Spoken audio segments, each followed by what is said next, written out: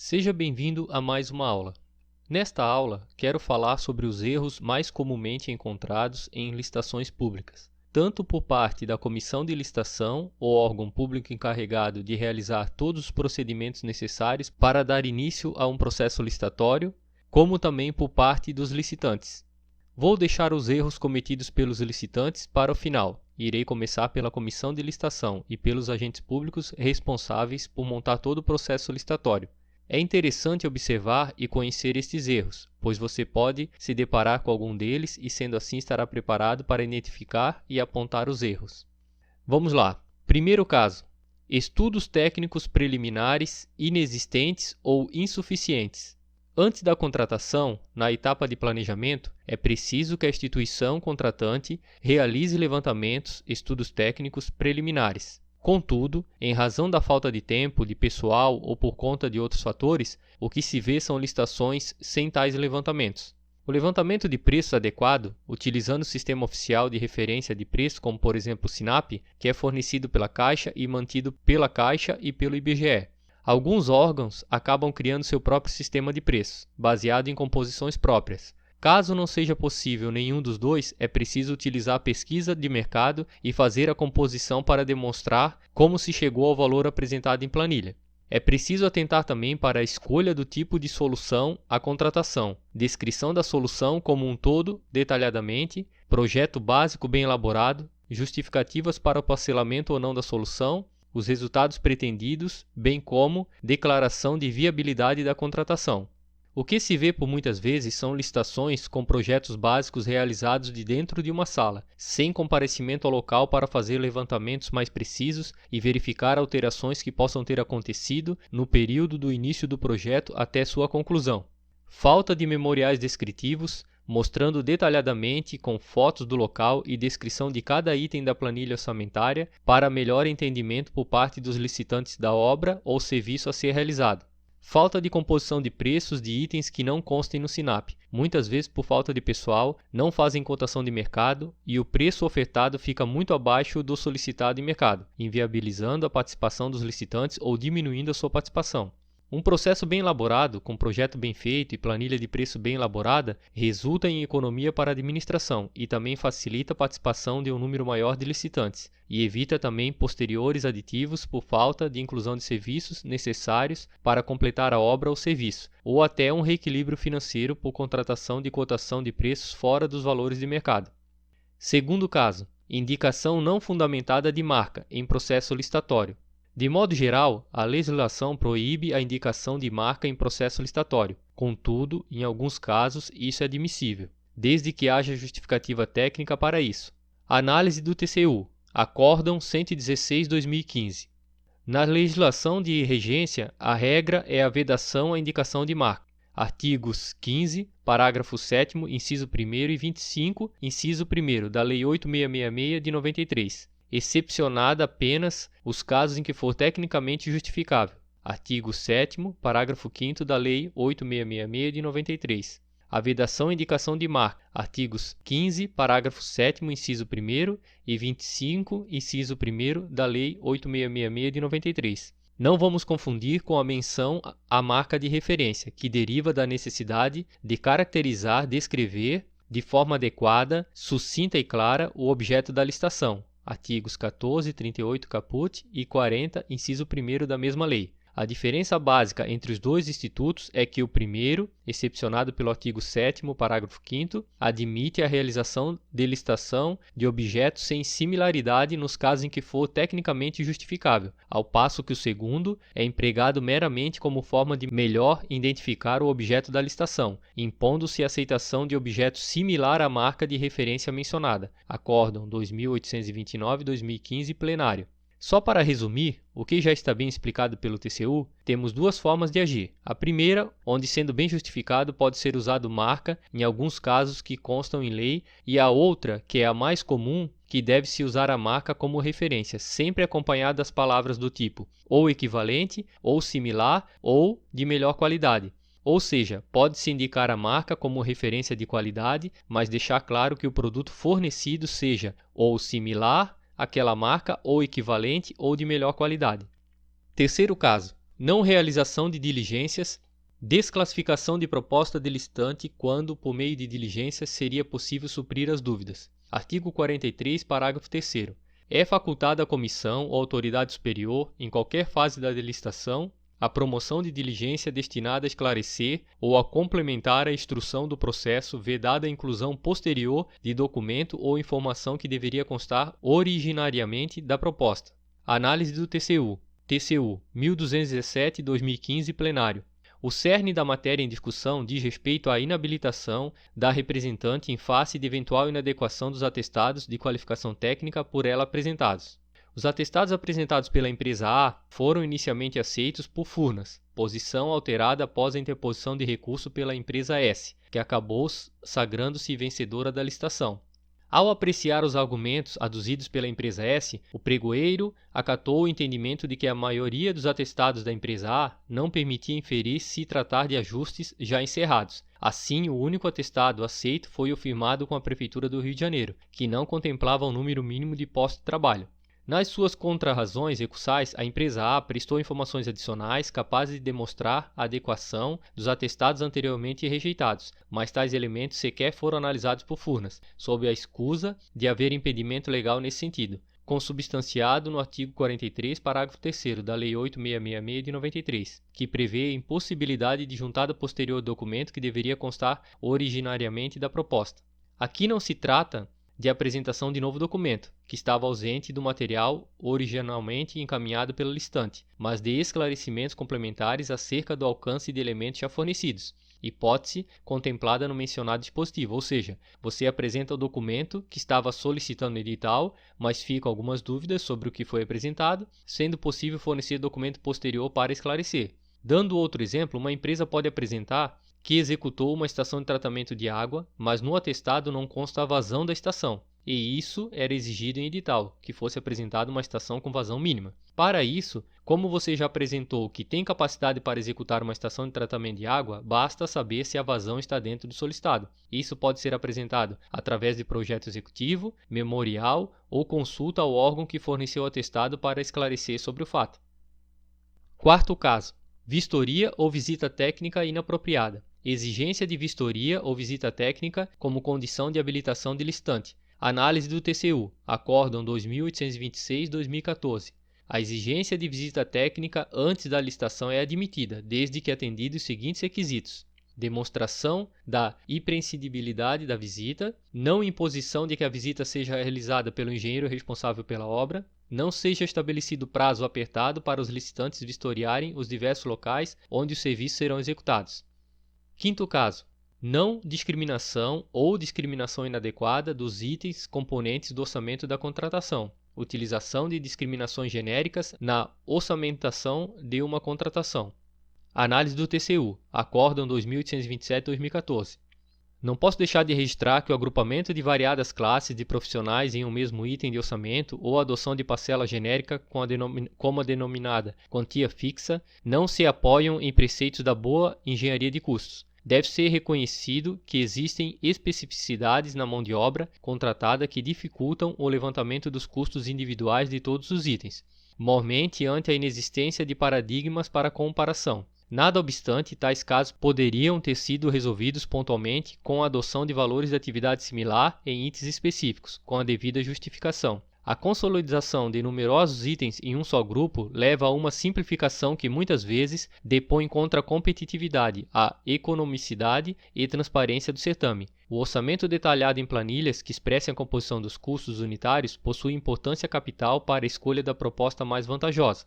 É firme a jurisprudência desse tribunal, consolidada na súmula 258, de não ser admitida discriminação de quantitativos nas planilhas orçamentárias sob a unidade verba, grupo ou similar, sem que exista detalhamento da exata grandeza de cada item. Aqui podemos usar como exemplo algo que acontece muito em planilhas para obras e serviços de engenharia, onde é apresentado o item administração local e o item canteiro de obras. Estes itens aparecem na planilha de obras civis como apenas um item e um valor global. mas em separado o órgão apresenta uma planilha detalhada de cada item que compõe este item global. E isto é o correto. Caso você encontre uma planilha de licitação, um item global e este item não apareça detalhado, constando tudo o que é preciso para realizar este item, você pode impugnar o edital ou pedir que sejam feitas as alterações necessárias. Sexto caso, índices de comprovação de capacidade econômico-financeira inadequados. Os índices comprobatórios devem ser adequados, justificados e não podem se referir à rentabilidade e lucratividade. Ocorre que muitas vezes a lei de licitações e a jurisprudência do TCU não é seguida. Análise do TCU. Voto do relator no Acórdão 354/2016. Os índices contábeis que podem ser exigidos na licitação dizem respeito à demonstração da capacidade financeira do licitante frente às obrigações que terá de assumir, caso lhe seja adjudicado o contrato, de acordo com o artigo 31, parágrafo 1º da Lei 8666 de 93. E, conquanto os índices de liquidez sejam considerados na boa doutrina contábil como os de excelência a tal fim, não há óbices às exigências de outros indicadores, desde que pertinentes à garantia do cumprimento das obrigações resultantes da licitação. Acórdão 2495/2010 plenário. Para que se possa avaliar se o administrador, ao definir os critérios de habilitação, posicionou-se na linha divisória entre a garantia de que o contrato vai ser cumprido e a restrição ao caráter competitivo do certame licitatório, convém deixar claro que a exigência de qualquer índice no ato convocatório, e não apenas os de liquidez, com vistas à apuração da qualificação financeira do licitante, deve estar fundamentada no processo de licitação. Se você notar que em certa licitação está sendo solicitado índice que esteja fora dos padrões de mercado, você deve verificar se esta solicitação está fundamentada. Caso não esteja, pode fazer um questionamento à comissão de licitações. E caso não seja informado, você pode solicitar que seja modificado o índice baseado na lei. Sétimo caso. Participação de empresas com sócios em comum. Verifica-se que em alguns processos licitatórios, empresas com sócios em comum participam. Isso pode denotar ajuste de preço ou outras circunstâncias que podem limitar a competitividade. Contudo, o TCU tem flexibilizado tal entendimento. Análise do TCU, Acórdão 526/2013, plenário. A participação simultânea de empresas com sócios comuns em licitação não afronta a legislação vigente e somente merece ser considerada irregular quando puder alijar do certame outros potenciais participantes, como nos casos de convite, contratação por dispensa de licitação, existência de relação entre os licitantes e a empresa responsável pela elaboração do projeto executivo, contratação de uma das empresas para fiscalizar serviço prestado por outra.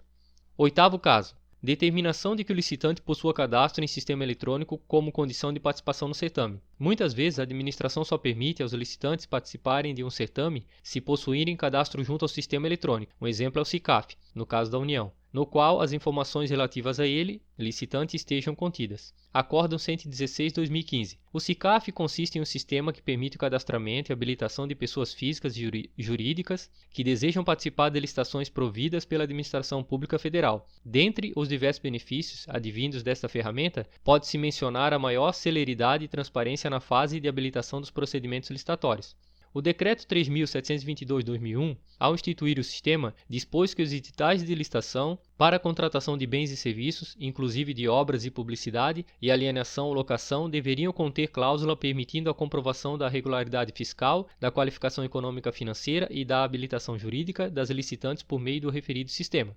Em um procedimento licitatório, pertinente à aquisição de bens e serviços, inclusive de obras, como é o caso, o gestor público tem o dever de facultar ao licitante a possibilidade de sua habilitação no certame ser aferida por meio do SICAF. Indo além, por dedução lógica, ao permitirem que a licitante decline dessa faculdade, esses mesmos dispositivos reconhecem que o registro do referido SICAF não é condição necessária para que a empresa seja habilitada em processo licitatório.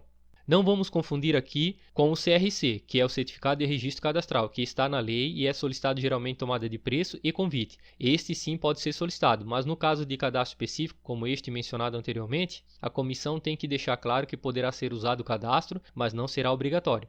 Nono caso. Pontuação excessiva em licitação do tipo técnica e preço. Em licitações do tipo técnica e preço, muitas vezes, a administração atribui peso excessivo para a técnica em detrimento do preço. Análise do TCU. Acórdão 532/2016, plenário.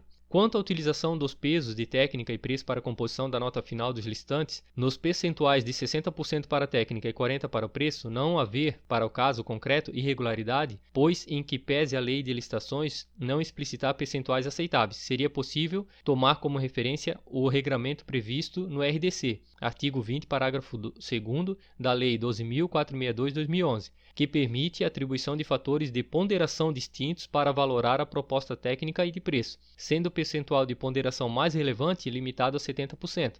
Aqui neste caso específico, caso você note que seja inserido no edital exigência para a técnica muito acima do normal, você pode também, igualmente aos índices, solicitar que seja apresentado fundamento técnico para tal exigência. Caso contrário, pode solicitar alteração com a sua fundamentação técnica e jurídica. Vamos ver agora alguns erros cometidos pelos licitantes e que você deve evitar. 1. Não conhecer o edital. É imprescindível que você leia o edital com atenção e se atente a cada detalhe. Conforme passa o tempo e vamos nos acostumando a analisar editais, acabamos indo direto ao ponto que fala da documentação e proposta e não damos atenção ao restante para poder agilizar o processo. Mas é interessante que principalmente a primeira parte do edital, que vai até o julgamento da documentação e proposta, você leia sempre. Segundo, usar declarações padrões para todos os editais. Eu não recomendo usar declarações padrões para todos os editais. O que eu faço é copiar os dizeres do anexo constante no edital e colar na declaração que já possuo, sobre o mesmo dizer, porque muitas vezes a comissão acrescenta algo a mais e você não insere na sua declaração e pode ser desclassificado.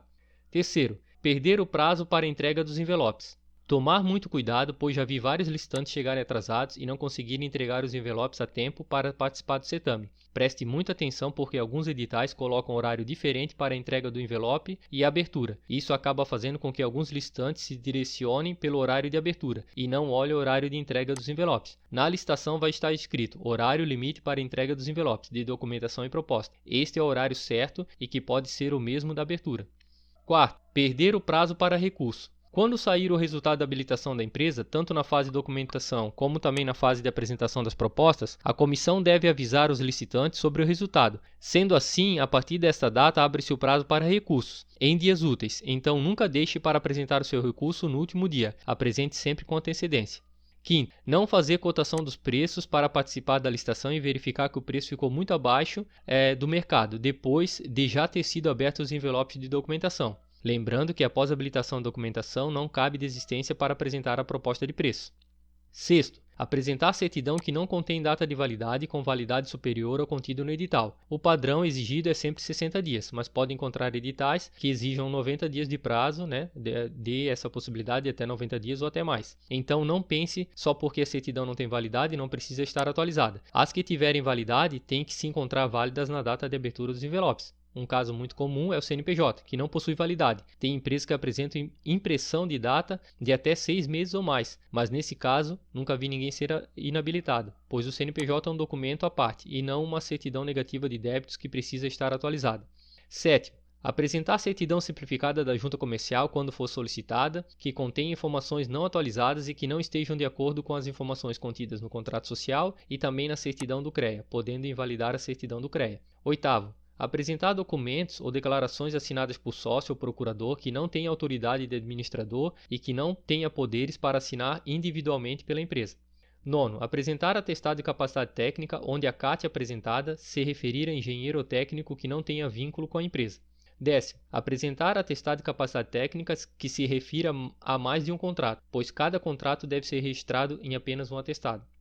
11º, apresentar índices financeiros que não estejam de acordo com os dados contidos no balanço patrimonial. 12º, apresentar a planilha faltando algum item ou com preço unitário superior alçado pela administração, quando o edital não permitir, ou deixar de apresentar alguma planilha solicitada em edital. 13º, deixar de apresentar a composição de preços quando for solicitada em edital. 14º, não realizar visita técnica e esquecer de emitir declaração que visitou o local e que tomou conhecimento de todos os itens inerentes à obra ou serviço. 15º, apresentar a planilha de preço com algum preço manifestamente inexequível, sem a devida comprovação através de composição de preço que mostre a viabilidade, através de cotação de mercado, tanto para mão de obra e materiais. Então aqui foram alguns erros cometidos pelo órgão e pela comissão de licitações e alguns cometidos pelos licitantes, que servem de base para você evitar e também no caso de o erro vir da comissão ou órgão, você está preparado para identificar o erro rapidamente. Lembre-se sempre de ler com atenção o edital, fazer anotações e também elaborar um checklist de tudo que deve conter dentro dos envelopes de documentação de habilitação e de proposta de preço. Muito obrigado e até a próxima aula.